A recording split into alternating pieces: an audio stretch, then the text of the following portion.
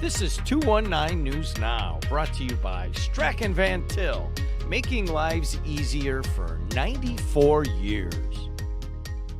I'm Andrew Garcia, and this is your 219 News Now. The United Steelworkers wrote a letter to Congress asking members to block Nippon Steel's $14.9 billion acquisition of U.S. Steel. USW President David McCall wrote that the deal threatens the jobs of 12,000 USW members and 1.9 million jobs across the country the steel industry supports. U.S. Steel's board of directors had several viable options for the future direction of the company, but chose to act upon what can only be described as short-sighted greed, McCall wrote to Congress. Despite being on the East Chicago School Board for less than 3 weeks, Jose Ortega has been elected board president. Ortega was appointed as Vanessa Hernandez-Orange's successor in February by Lake County Judge Marissa McDermott. Patty Jo Gibson King nominated Ortega for president, seconded by Diane Smith. With no other members nominated, Ortega was elected by default to take over the role from Joel Rodriguez. Ortega is a teacher at Bishop Knoll.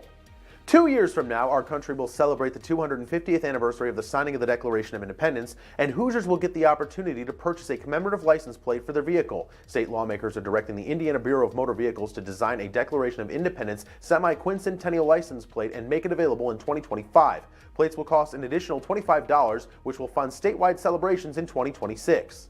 And in sports, East Chicago Central is fresh off its first boys basketball sectional championship since 2017. The Cardinals survived a battle with Munster that went down to the wire. The celebration that ensued was one that the coaches and players have envisioned for years.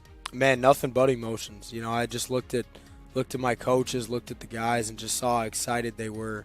And it made it a little bit more special because a couple of those guys as 8th graders, like Dominique Yamari, Keontae, you know, specifically Dominique, because I've been sort of with him since he was an 8th grader.